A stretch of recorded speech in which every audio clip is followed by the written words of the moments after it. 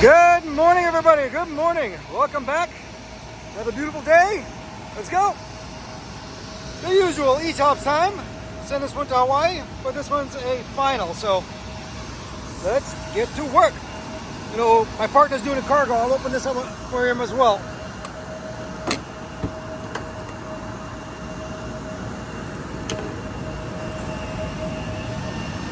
Welcome back, everybody. Welcome back to another stick shift. Welcome back to another weekend of work. It was an interesting weekend. Nothing too crazy, but we got through it. Majority of the aircraft that I worked on was basically narrow bodies, and a lot of them were Airbuses and 321neos I was sending out to Hawaii, ETOPS flights. So you're going to see a lot of repetitive things that I'm going to be doing here. But once again, I'll always try to fill in some context and some fun information. We also got to play around with some 737s and oil a few wide bodies. End of this shift and the next day's shift, we had lots of brake riding, so I'm going to save all of that towards the end of the video. So if you're into the brake riding scenarios and, riding along, stick around. It's going to be at the end. It's going to be a long one this time. And also, there's going to be something really interesting that happened. FOD is involved. Foreign object debris all over the taxiways. It was crazy. Anyway, let's get going. Repaint this at one point or another.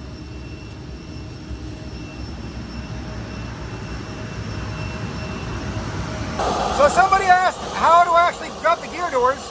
Right here, this handle. This handle is connected to a cable that runs up all the way around and then gets routed to right there.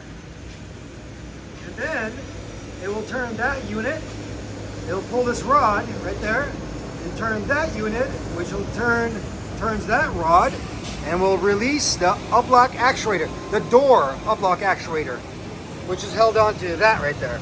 Now, if you're in a flight deck and you're doing let's say an emergency extension or gravity drop, the same concept applies, but...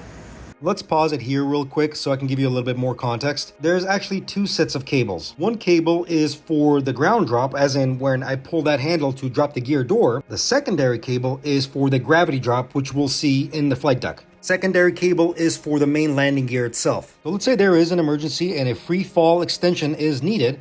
The pilots will turn a crank within the flight deck and it will release the main landing gear uplock actuator via the cable, which you're going to see here shortly. Once the locks are released, the weight of the landing gear will also drop the door along with the aerodynamic forces. After that, gravity will do its job, and there's also retention springs that will basically lock the landing gear down in position. I forgot to mention it also works the same way for the nose landing gear. But anyway, here's the lever. Pilots have to turn this 3 times in the arrow direction right there, as you can see. Now you're going to ask yourself, why 3 times? Why not just make it 1 turn? Well, there's a sequence of events that needs to happen because you're turning into a manual reversion. The first turn is going to activate a cutout valve, which will isolate the pressure supply, basically killing hydraulics for that system. Now, the second turn is going to bypass the normal extension and is going to drop the gear doors only. On the third and final turn is when the uplock actuators are going to release for the gear itself. And yes, there is a redundancy for that as well. There is a shear device where if the gear doors get jammed, the gear will still come down because the shear device will snap and the gear will come down via gravity under its own weight. Oh, and a fun fact for you, just in case you were wondering, maximum speed at which you can drop gears or gear doors is about 250 knots. The 737 also has this type of system, but they have individual handles for every gear. You look into more modern aircraft such as 777s or 787s, that goes into more fly-by-wire and it's electrically engaged. If I remember correctly, it's called alternate gear. This time, it will turn not only that, the gear door handle, it also turns that to that, and releases the gear uplock right there. And that's connected to that knuckle. That's what's holding it. All right, time to close.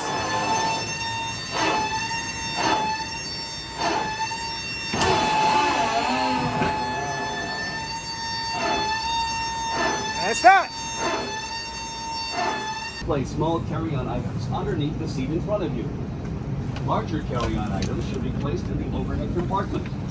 This aircraft has new, larger overhead compartments. Place your bag in the wheels first, then turn it on its side to maximize the space available. Small, lightweight items may be placed in the seat pocket. If you need assistance, please let us know. Free entertainment is... There you go. There's the Velcro came off. That's the infant life vests.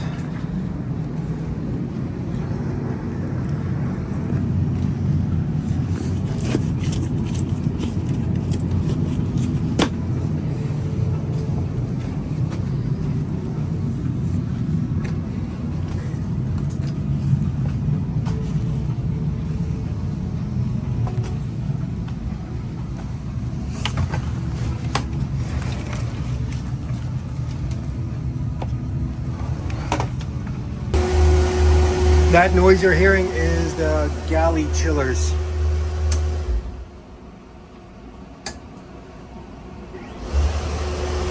So, when the catering carts get pushed in, it will press up against this little unit right here, pop open, and there's little vents on the galley carts. And it'll basically blow cold air into the galley cart.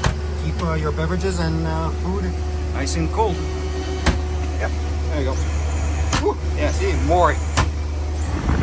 What I failed to mention right here, the bottom portion will feed the cold air, the top portion will exhaust it. So it's constantly pushing cold air into the galley cart from the bottom and exhausting it from the top. You're gonna see the chiller later on in this video, so stay tuned for that. All it is an electrical refrigeration unit. That's it. Nothing too fancy. Okay, let's keep going. You can really hear it. Ooh. That's it. This one's good to go. Ready to fly. All right, on to the paperwork.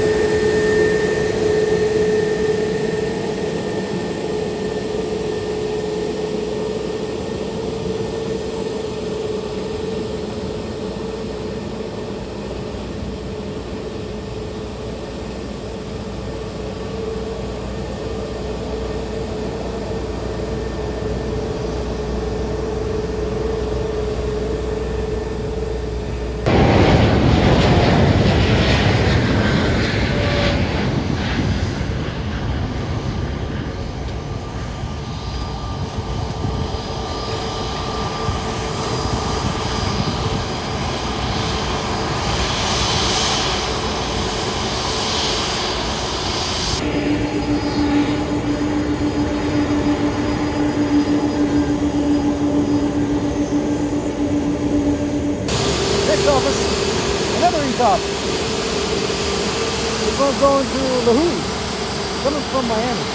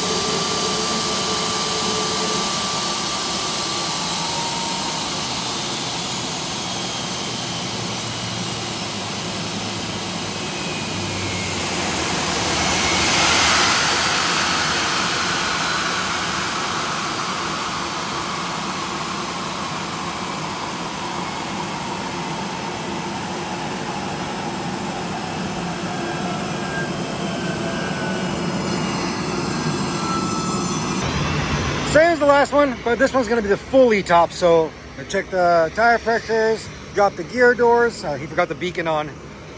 Check the engine oils, all the fun stuff, the usual. But yeah, let's get at it. I won't bore you with it.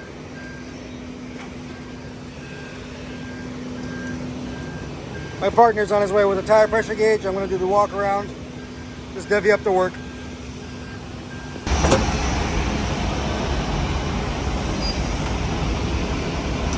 Sometimes just the way it is. Rinse and repeat, rinse and repeat. No big deal. Fun, still fun though.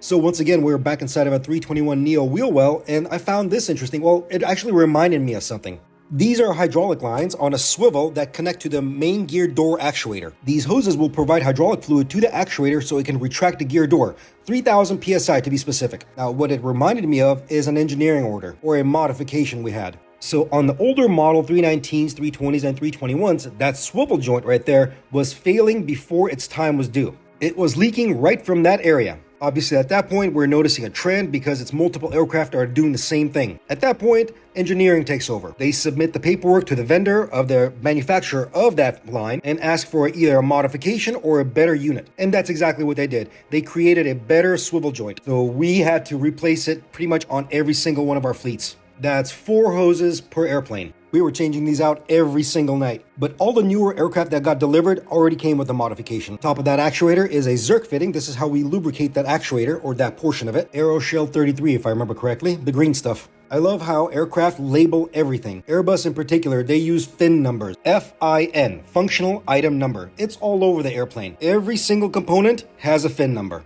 Makes things easier to find when you're going through your IPC, Illustrated Parts Catalog. Boeing also does this, but they take a different approach to it. They call theirs equipment numbers. Okay, let's take a look at the APU now.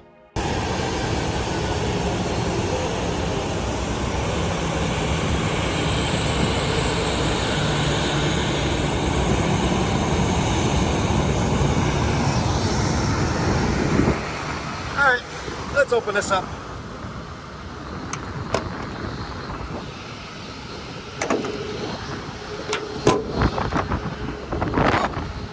Nice little jet blast from that 737.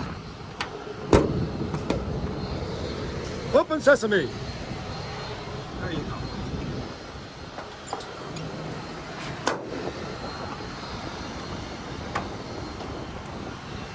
And just check the oil, the usual.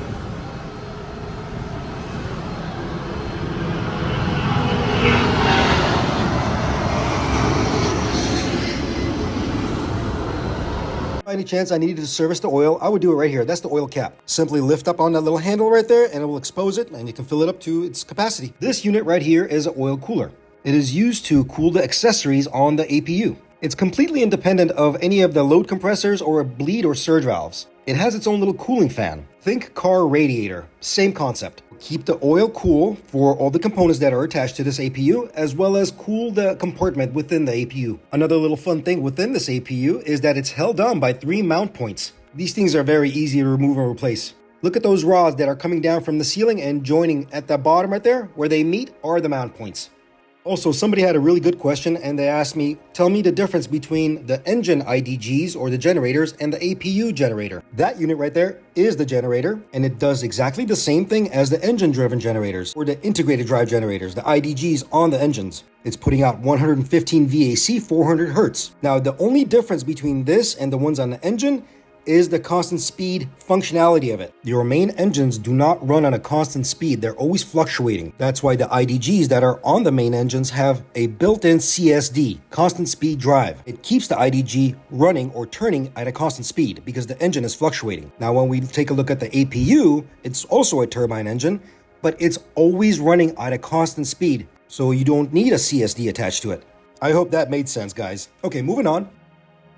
The unit I'm touching, that's the starter. At the end of that, there's a little cap. We can remove that and we can test the clutch, which is at the base of that starter. The starter gets its power from the ship battery, or the APU battery, I should say. 28 VDC. It just spins the APU up to a sufficient RPM where the APU can start.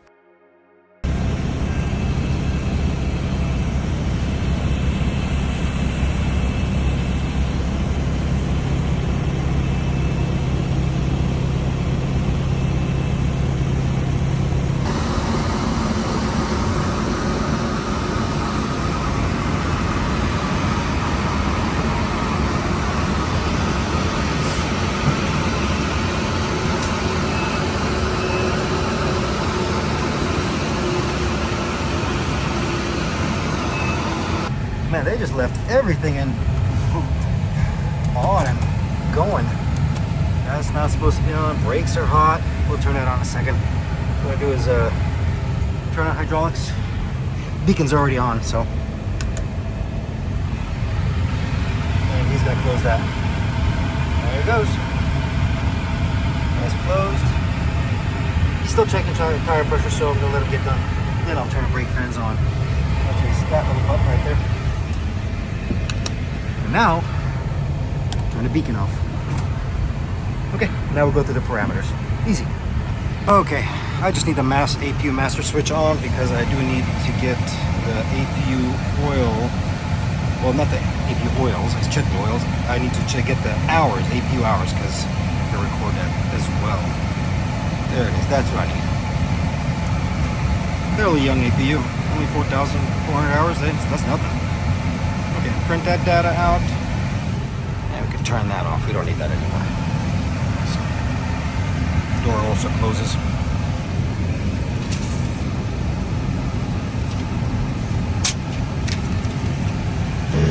There you go, another one done. Successful ETOPS off to Hawaii.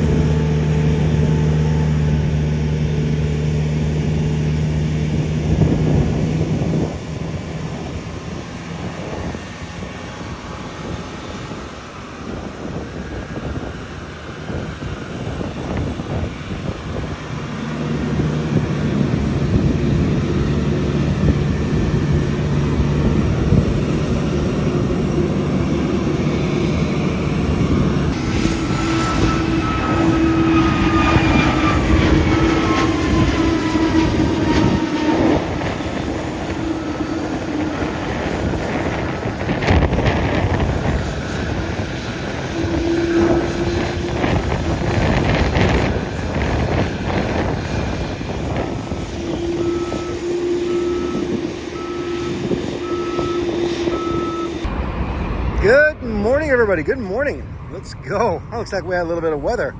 Raining a bit. Hopefully, that's as worse as it gets. Galley's ready? First airplane? Come on, let's wake it up. Quick walk around. Make sure she's okay to go. I think this one's going to SJD. Yeah. It's all right. Little rain didn't hurt anybody.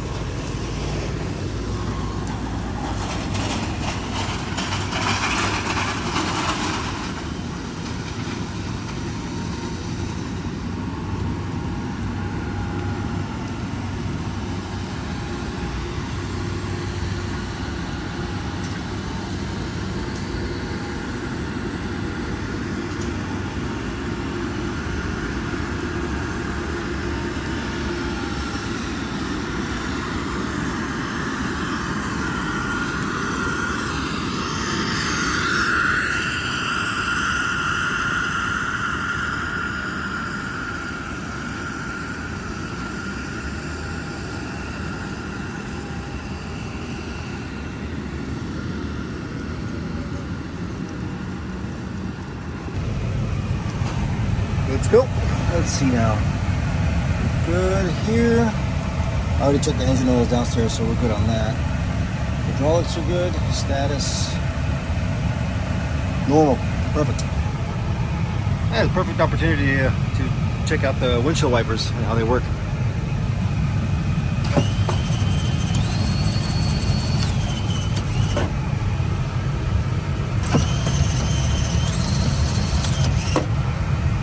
Pretty cool, huh? It's also got rain repellent. The bottle's back here. That's the rain repellent. Well, still good. Still the green. Good to go. Easy. Now we just wait around. You know, since we are here, and I remember somebody asking about it, let's take a look at the Airbus throttle quadrant. It's got a couple of cool features. So this is part of power management, controlling the engine thrust, obviously. In the background, the FADAC, Full Authority Digital Engine Control Unit, is doing all the heavy lifting over here. And it's talking and regulating all the systems within the EEC that's attached to the engine, the big computer on the side of the engine. First thing we're going to look at is the thrust reverser switches. Once again, the FADAC is controlling all of this. Once the aircraft lands, pilots will go into reverse. The thrust reverser will deploy, and it's an automatic function. The ECU or the EEC will regulate how much and when to deploy this. The maximum reverse rating power is automatically controlled by these computers versus all the ambient conditions with a unique maximum reverse throttle position. The next setting you're going to see is where it says 0. That's considered idle. To be more specific, it's actually considered minimum idle. So at this point, you're getting minimal fuel, minimal bleed, just to keep the engine running. There's another parameter that I'm aware of, but I'm not well educated on this. So my Airbus pilots that are watching this, please educate me and the rest of us. I have heard of a term called approach idle, so please help me out on that one. Next, we're going to move the D10 to CL right here, which means climb. There's some that actually call this maximum climb. At this point, the engines or the FADECs and the EECs will start going into auto throttle mode. The engine will take care of itself. It'll throttle up, throttle down as needed for power settings. Up next, we're going to go into the flex mode. Majority of the time, this is how pilots are taking off, I believe. This reduces the wear and tear on the engine. It's also heavily based on the ambient temperatures outside. In all sense, you're not pushing the engine to its maximum thrust capacity. Then everybody's favorite, the toga, take off and go around. Maximum power. The old school pilots like to call balls to the wall. I promise you, I'm not trying to be derogatory on that one. It's an actual old saying because in old airplanes or even some modern airplanes, the throttle handles at the ends of them, they're actually little circles, little balls. And when they say balls to the wall, they push the throttle handles all the way forward to the firewall. Hence, balls to the wall, as you saw right there in that DC-3. Okay, and the last thing I want to show you here is what's in the center. You see these numbers? These things have a very specific name to them. They're called TLA, throttle lever angle. From my understanding, these are basically visual indicators for the pilots to let them know or let them see what angle the thrust levers are at. That's all the knowledge I have on this. Pilots, if you guys got more information, feel free to correct me or add more information. Oh, and the red buttons on the side of the throttle, that's auto throttle disconnect. That's all. The two wheels on either side of the throttle quadrant, that's your THS. Trimmable horizontal stabilizer. Since this aircraft is a pure fly-by-wire aircraft, me moving the throttle back and forth has no effect because the engines are off. Okay, let's go. We got chapter 38 to deal with. So we got a predicament here. Galley drain is clogged and there's a little open drain valve that's usually gets clogged, and it happens because of, you can guess why, coffee grinds. Now, ask yourself, where does this thing live? It lives behind the chiller, down in this crevice wall down here. You have to literally pull this whole chiller out, but it gets better. In order to pull this chiller out, you actually have to pull this whole door off just to get the chiller out. Don't worry, I'm going to clean all this up. This is nothing. But yeah, there's another panel behind over there, behind that wall, where that thing lives. This is insane. Engineering sometimes baffles me. All right, let's get this thing out. Right there. And there's all your coffee grounds. So, that's the little culprit, right there. Took the whole unit off. Man. They don't make it easy to take off. This is on a forward galley on a 321 Neo. We'll take it to a sink, tap it out, clean it out. We'll get it all sorted out. No big deal. All because of coffee grounds. So why does this unit exist? Most of you already know anything that's within the galley sink or lavatory sink goes overboard via the drain mast, right? Drain valves, which are installed in the drain lines, open when only a certain amount of water is collected. This is to prevent a continuous leakage of cabin air. It's also a bit of a check valve. It prevents any kind of backflow in a device. That's why it has that little cable up top. Flight attendants can pull that little knob you saw earlier and drain whatever's in the galley sink. And this is where we run into this problem. When coffee gets dumped into the sink, which is okay, but there's coffee grounds in there, it's gonna clog up that little check valve. Where I step in, I gotta clean it out. That's as clean as it's gonna get. That's pretty good if I say so myself. Not bad. All right, let's go put this back in, up there.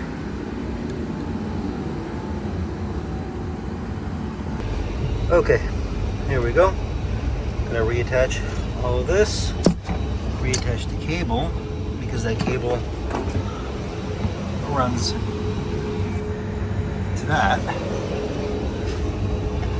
Reattach that right here.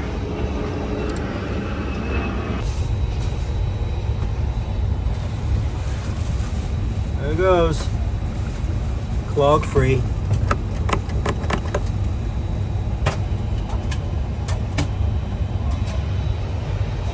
And that's what it looks like when it's all back together. Oh, water pressure's not up yet, but yeah. Clog is gone. And if you were wondering how much that little valve costs, that's $1,000 for you. That's why I'd rather clean it than change it. A little bit more work, but it's all right. That's it for this, guys. That's it for fixing airplanes. Now we go reverse and rewind it a bit. We go on to the move crew. Our first move is going to be our beautiful plastic princess, the 787. The rest of this video is going to be brake riding. And like I said, it's going to be a long one. But I promise you, there's a fun little part, or an interesting little part. Remember I told you there's FOD involved? Yeah, you'll hear it even on the radios, and you'll see me also picking up the FOD. It was quite hilarious. This one just came from Haneda. It's going to stay here for a while.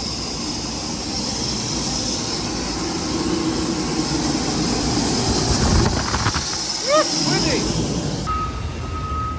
Let's go for a ride. Cabin's empty.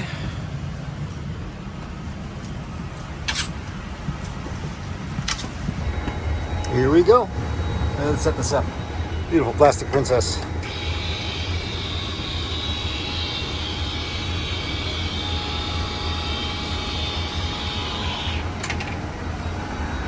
Get the transponder going. Have some fun. First, let me adjust these pedals because I am too short.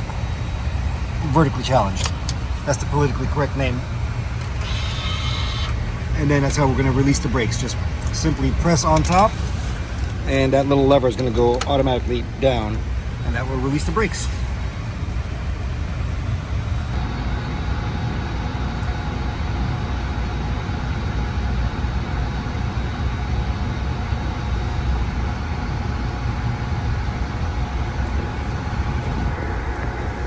Ground Yukon 8201 at Green Air Cargo, request push and start. Yukon 8201 Heavy, lost center ground, runway 25 left, push on Alpha, tail west, information kilos available. Push on Alpha, tail west, we have kilo and 25 left, Yukon 820.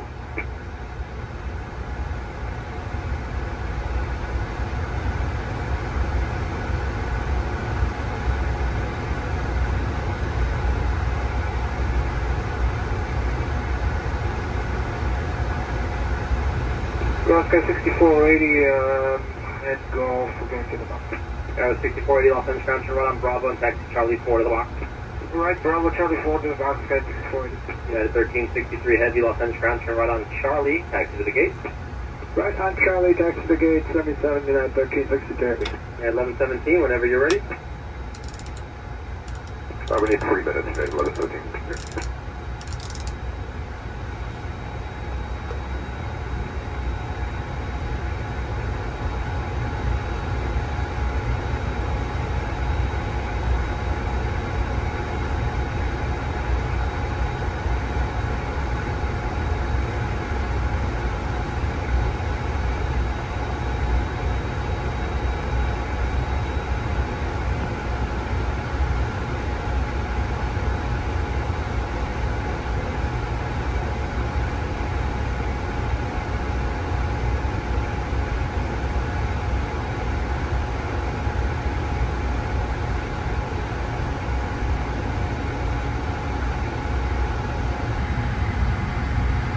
2056, all finish ground, behind the Heavy United, runway 25 right, taxi via Bravo.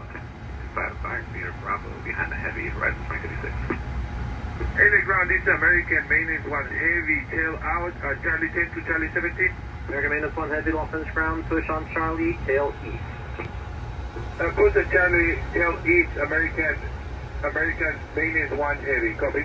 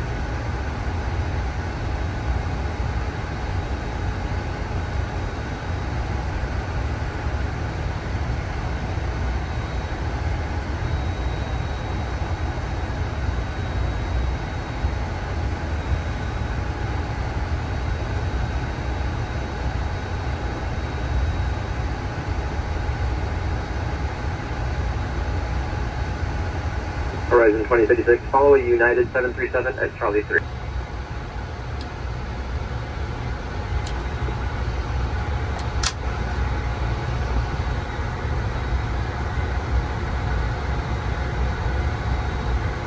Ground American X97 clearing on Juliet, going to 48 Alpha.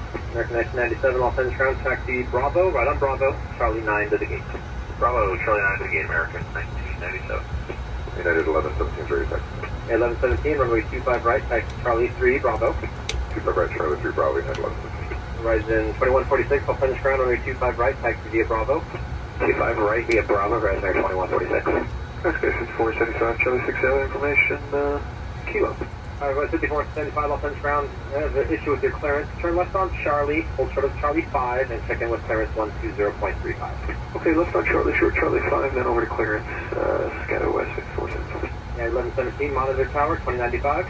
Or tower, 911. Horizon 2056, monitor tower, 12095. Push 96. Alien ground is American maintenance heavy 1, ready to proceed to Charlie 17. Maintenance 1 heavy, proceed Charlie, hold short of Lima. Charlie, hold short, Lima, American maintenance 1 heavy. That was 5916, Los Angeles ground taxi via Bravo, Charlie 6 to the ramp. Bravo, Charlie 6 to the ramp station.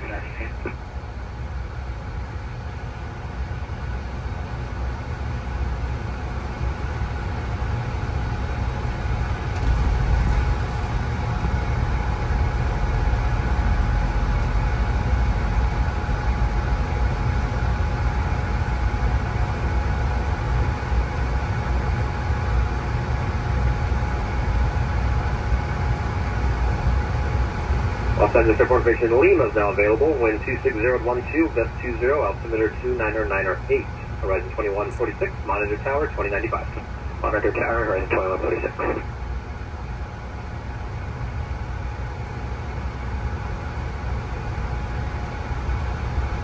American 463 inbound 51 Bravo. American 463 Los Angeles ground taxi Bravo, Charlie 9 to the ramp. Bravo, Charlie 9 to the ramp with American 463. American maintenance 1 heavy behind the United Express Embraer Air on Bravo. Proceed Lima, Bravo, hold short of Quebec. Lima, Bravo, hold short of Quebec after United Express, American maintenance 1. Qantas 142 for Los Angeles ground, proceed Charlie to Wama. Proceeding via Charlie to Wama, Qantas 148 Super.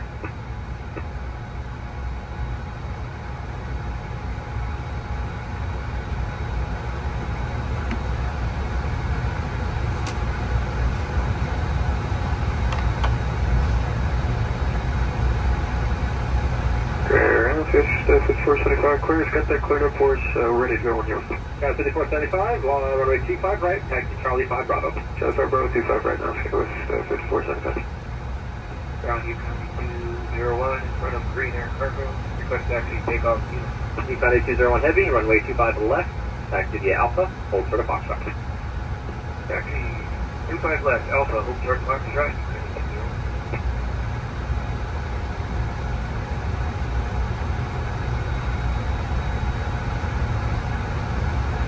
LA ground, Qantas 140 Super, we're clear for all the way to Wama, is that correct? Qantas 140 Super, affirmative. Charlie all the way to Wama.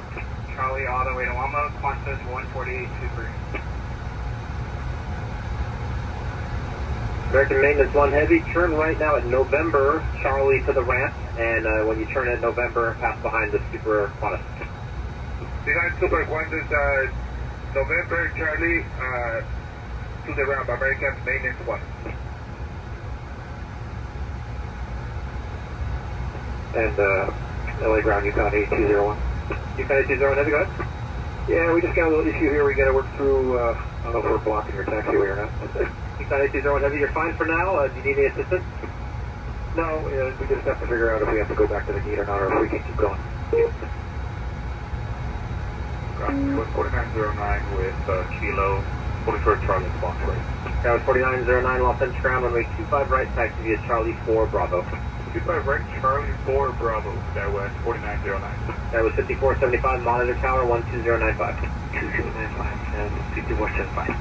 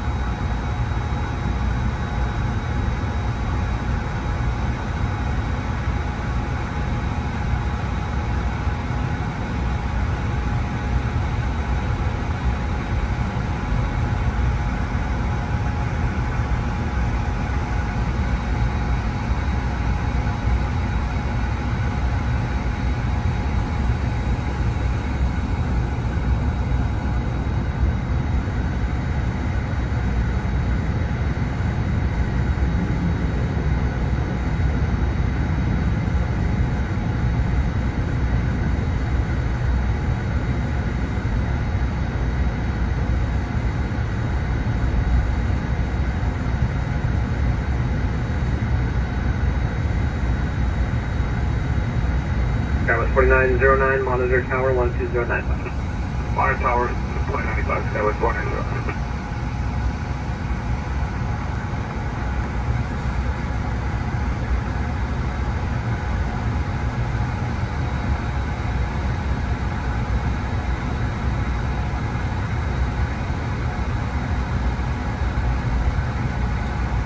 Good afternoon, sir. Wings 111 South Route on gate 58. Fairwinds 111, Los Angeles ground, good afternoon. Taxi via Bravo, Charlie 8 to the gate. Bravo, Charlie 8 to the gate. Here at 111, thank you.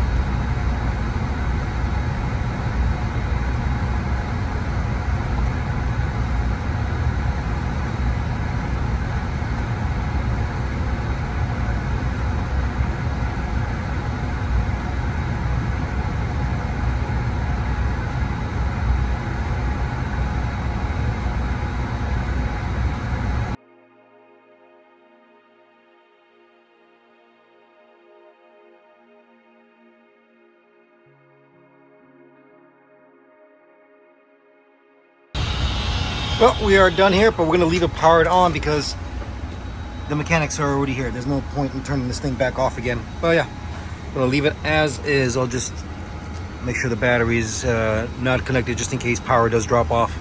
But yeah. Oh, something pretty cool actually with 777s and 787s. The APU will keep running with the battery disconnected. Pretty cool. Anyway, we're done here. On to the next one. I think we got 2 more to move. How about that? That's pretty cool. Made in Poland, assembled in Poland. Yeah, that's pretty cool. Yeah, this is 737 MAX. This is going to be our next move. Let's do a quick little walk around, make sure everything's okay. Go upstairs, set it up. On our way to go.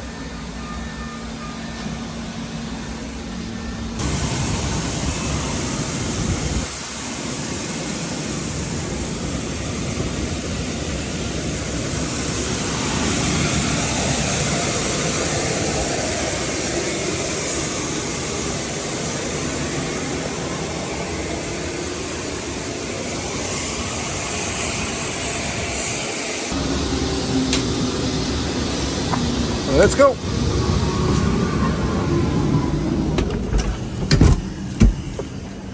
Cabin's clear. Let's set it up.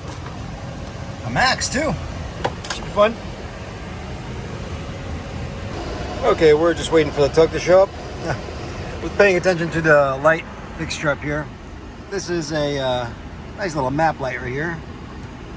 So it swivels around. You can adjust. The controls are right here. Map light right here. You just simply pull that up and adjust the brightness. And there it is. Right? But there's another little light. It's called a chart light. Right here. And that usually illuminates this area right here. But look at this. This is the light, but the light is pointing to a mirror. And the mirror is reflecting down onto this. I mean, it's simple, it's effective. It's clever engineering. Pretty cool, huh?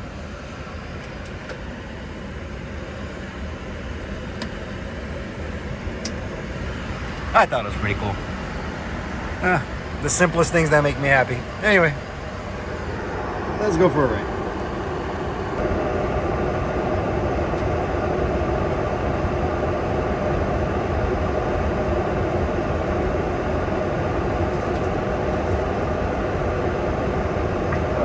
Stand off Bravo for gate 75. It's 244 ground taxi Bravo Charlie 7 Papa give way to Embraer. Bravo Charlie 7 at Papa, we're going to give way to an Embraer. Make it 3165 ground Bravo Charlie 10. Bravo Charlie 10, we do have that heavy in the alley for American 3165. That's 4894 ground taxi via Bravo Charlie 4 to the box 390 give way. Bravo Charlie 4 to the box. Sky was 4891. Yes, American 3165. So go down to Bravo and just hold short Charlie 9. Okay, I'm Bravo, short of Charlie 9 for American 3165. American 48 Alpha, you guys ready? Affirmative. American 48 Alpha, need Charlie, hold short Kilo. Charlie Kilo for American 48 Alpha. American 3165, go down Charlie 9, make a U-turn behind the stove to the ramp up the traffic alley. Okay, at Charlie 9, we'll make a U-turn and hold short of Charlie 10, American 3165.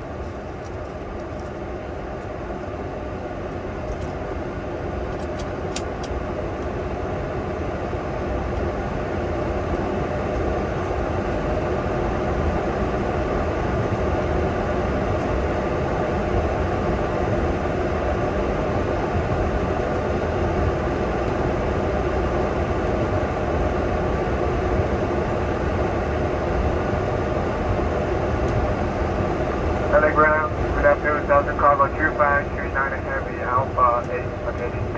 Cigarette 2529 Heavy Alpha Alpha IC. Alpha, to the ICC, Delta Cargo 2529 Heavy.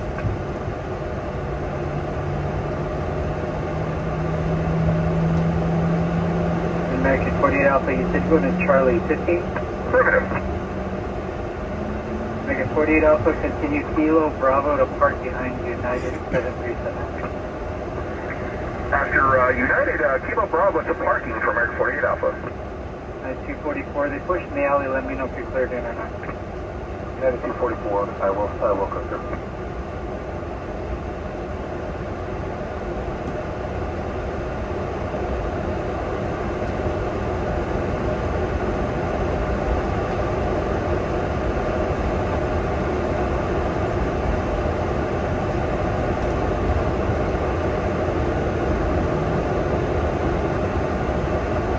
Ground day, United 244, yes, sir, we're clear. Okay.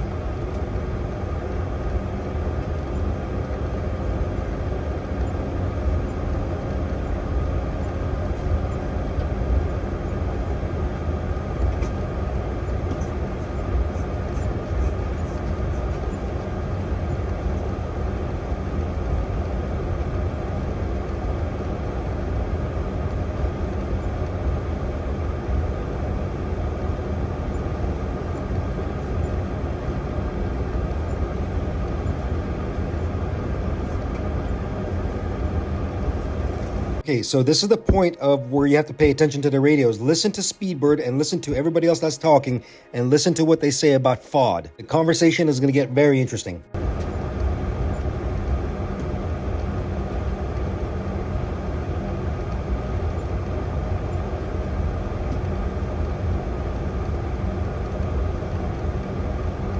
Ground, good evening. Speedbird 28 Fox Heavy with you. Sierra 1, request taxi. Speed 28 Foxtrot Heavy, LA ground behind Alaska, runway 25 right, taxi Bravo. Behind Alaska, 25 right on Bravo. Speedbird 28 Fox Heavy, thanks.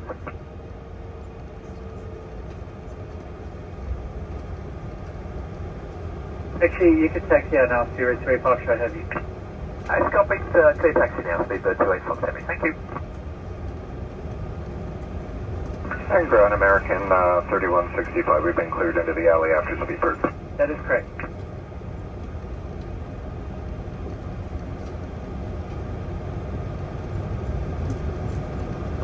Oh, ground United 2191, checkpoint 2 for gate 73. Night 2191, LA ground, taxi Bravo Charlie 7. Bravo, Charlie, United 2191. Bravo Charlie 7, United 2191. I'm sorry, Bravo, Charlie 7, United 2191. Alaska 1407, crossing 25 right. It is 66, we think it's occupied. That's 1407 LA ground, yes, it is occupied. I guess they're having issues.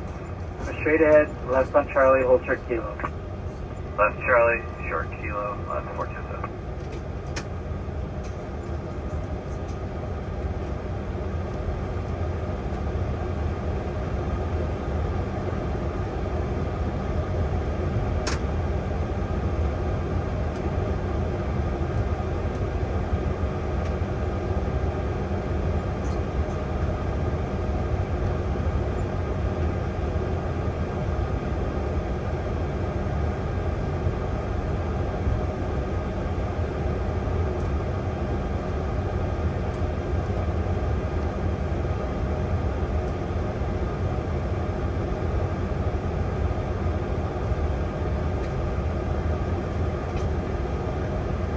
Ground, Speedbird 28 Foxtrot Heavy. There's a lot of fog at where we are at our present location at Sierra, Charlie 10.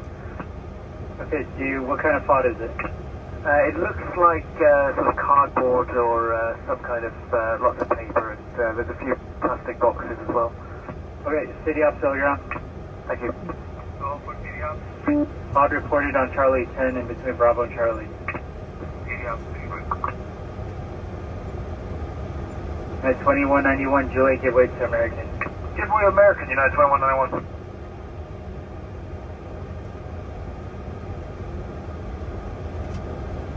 And for American 3165, yeah, there's a lot of pieces of cardboard or something.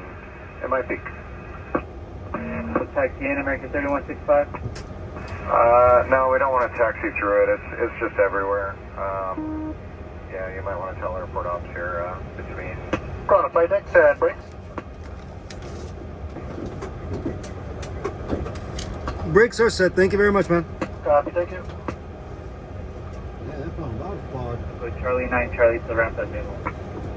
Okay, Bravo, Charlie 9, Charlie to the Ram, American 341. Ground. Yeah, 46 Bravo. Okay. 30, L ground, Bravo, Charlie 9. Bravo, Charlie 9, American 2930. L ground behind British Airways, runway 25 right, 6. That's enough out of you. You don't need the beacon anymore. Put that off. Electrical pumps off. Let's see. Let's put it. The seatbelt sign is on. Please be seated and fasten your... Huh. Okay.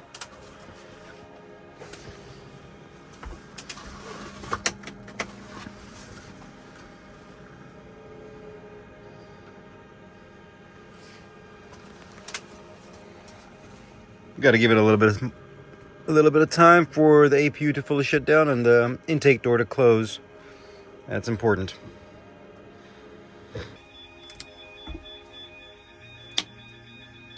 Oh, stop your crying. Somebody will wake you up in the morning and you'll go back to work.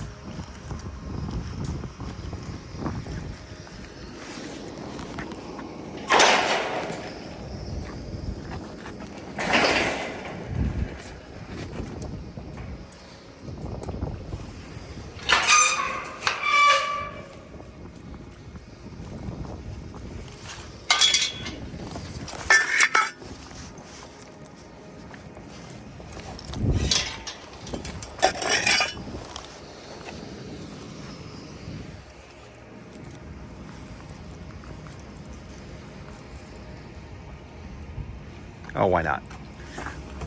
Boop!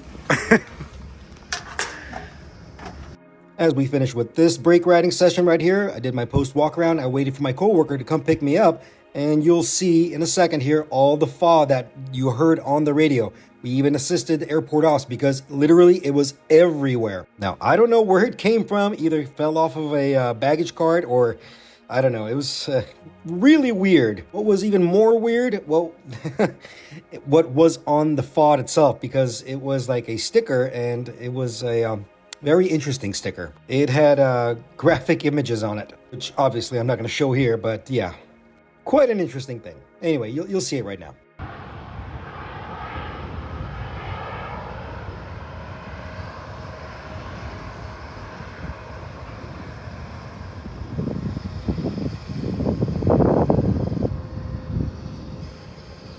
You're not going to believe what happened. As on our way back, a bunch of FODs spilled out everywhere, a bunch of these leaflets. I'm not going to show you what's behind here. I'm sure it'll pop up on the internet somewhere, but we got to help airport operations over there clean this up because it's right in front of our ramp. Yeah, it's the images on it are not for children. Oh my god, this is hilarious. But it's everywhere. It's all over the ramp. Let's clean this up. Let's help these guys out. Man, oh man. As you saw, it made a humongous mess, and trust me, when something like that happens, it stops the operation. Aircraft will not taxi if there's FOD on the ground. First of all, you don't want any of the stuff getting ingested into the engines. It can cause damage. It's a huge disturbance for the airport and the airlines. That's when delays start happening. But, you know, this is something that's outside of our scope, or not our scope, I should say outside of our hands. We just do the best to mitigate and help to clean up. Okay. Time for another ride. I think this is the last one. I'm not sure yet. Getting pretty busy with the moves. This time we got the bus. It's actually one of our T models. Transcons. All right, let's go. Should be fun. Yep, Tug is already down there.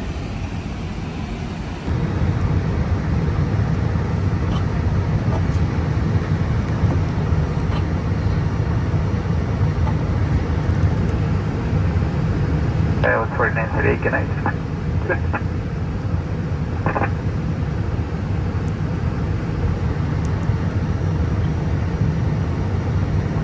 Ground sky 5757 Charlie 6 Alley taxi with Papa.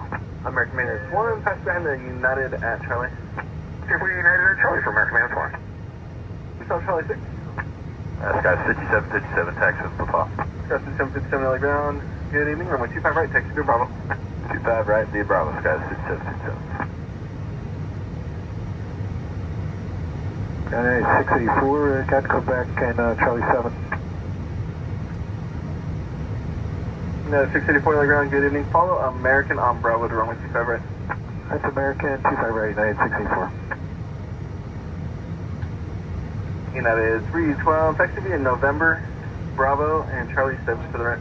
November, Bravo, Charlie 7 to the ramp, United at 312.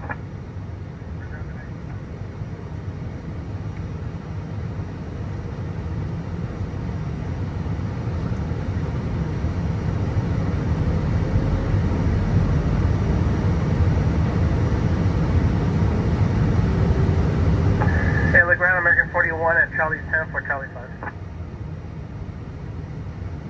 American 41, LA ground, proceed. Charlie 5. Charlie 5, American 41, good day. 757, Martin Tower, good day. Switches, guys, 757.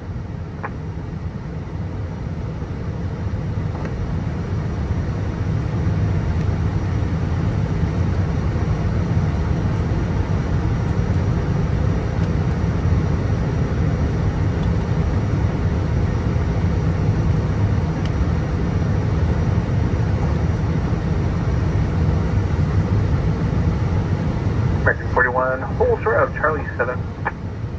Holster Charlie 7, American 41.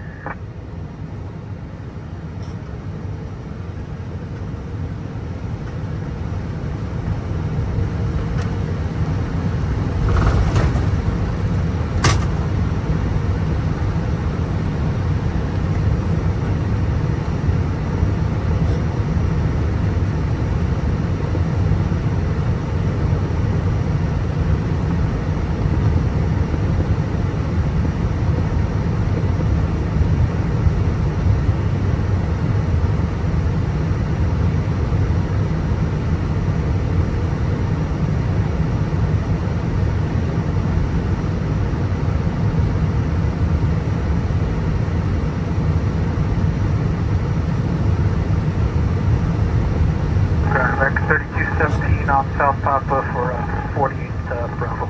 American 3217 Telegram, taxi via Bravo, Charlie 10 to the gate. Bravo, Charlie 10 to the gate, American 3217. American 41 at Charlie 7, give way to the inbound United, and then proceed Charlie to the ramp.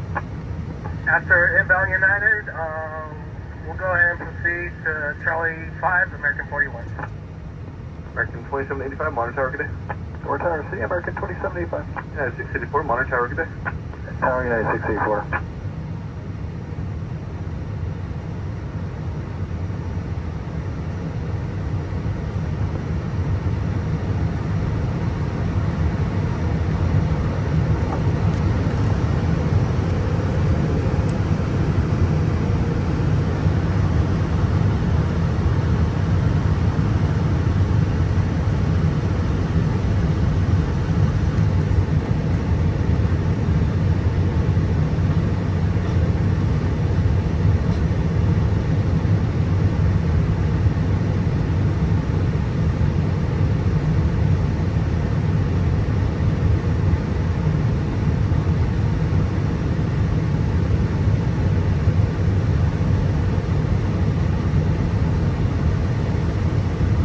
American 3217, follow company at Juliet. Follow company at Juliet, American 3217.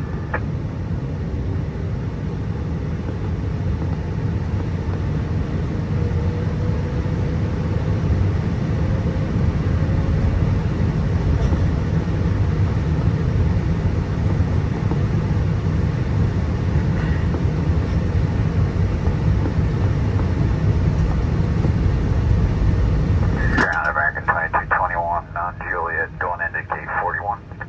American 2221 on the ground, good evening, taxi Bravo, Charlie 10 to the ramp. Bravo, Charlie 10 to the ramp, American 2221. Ramp, Cockpit. Ramp, American 2221, turn here on Charlie, or into Charlie 10, going into gate 41.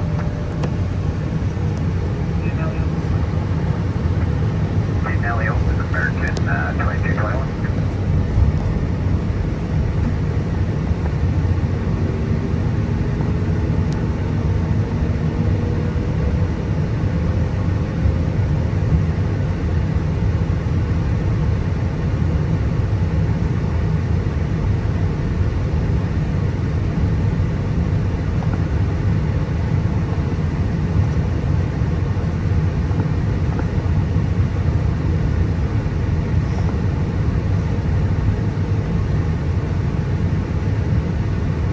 Ground Skywest 5361, Charlie 6, info Papa, ready taxi. Skywest 5361 on the ground, good evening, Avis Quebec current, runway 25 right, taxi via Bravo. 25 right via Bravo, we'll get to Quebec, Skywest 5361.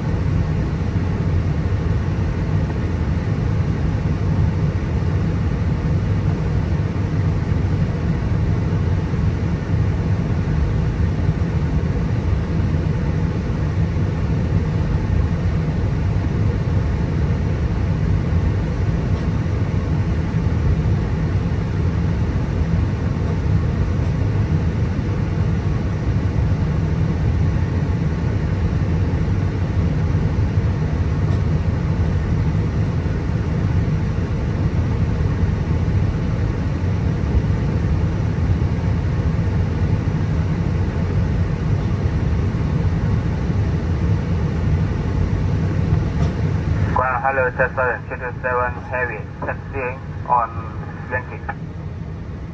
Charlie 7 327 Heavy on the ground, good evening, taxi via Bravo, Charlie 10 to the ramp.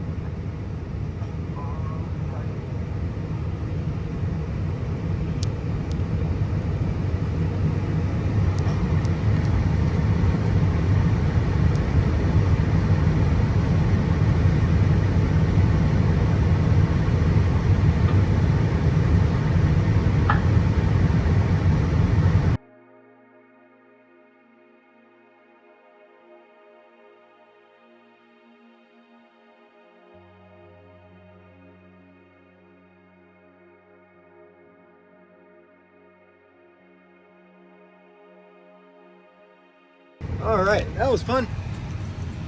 Let's see now. Hydraulics off, don't need that. Adderus off. Emergency lights off. I already had the bleed off, so I don't need that. Now, it's gonna get a little ding. Okay, that's normal.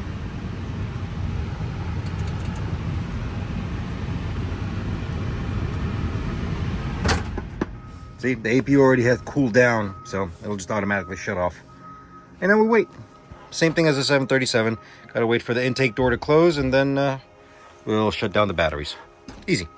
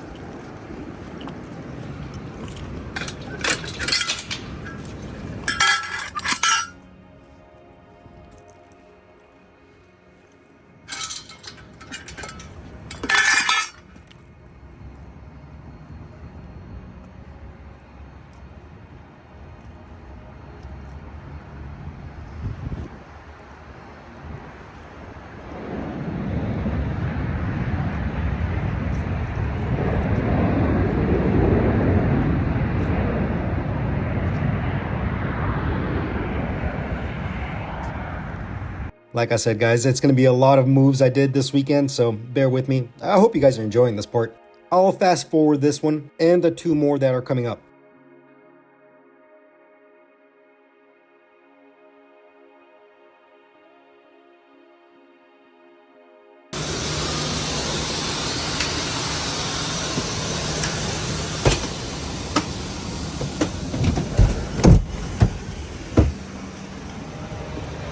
Let's go.